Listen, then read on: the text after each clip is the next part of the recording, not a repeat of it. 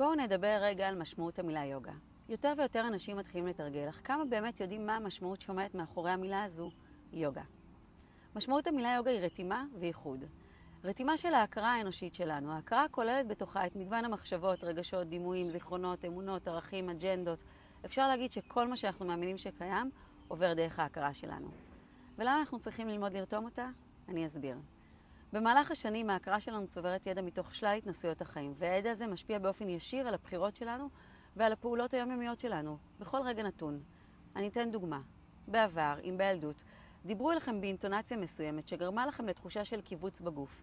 אז מאותו הרגע האינטונציה הזו והקיבוץ נחוו כמשהו שלילי עבורכם, ומיד תויגו כך בהכרה שלכם. מאותו רגע, בכל שלב בחייכם, כאשר האינטונציה הזו עלתה מולכם שוב, היא יצרה מיד קיבוץ בגוף ומיד תגובה של רתיעה או התקפה, גם אם לא היה צורך בכך. מה שהיוגה באה לעשות זה ללמד אותנו איך לרתום את ההכרה, כך שנוכל להתנהל ולפעול בתוך סיטואציות ללא תיוג של שלילי או חיובי, ובכך לאפשר התנהלות מיטיבה שתואמת את הרגע הנוכחי ואת הסיטואציה. והייחוד מה איתו?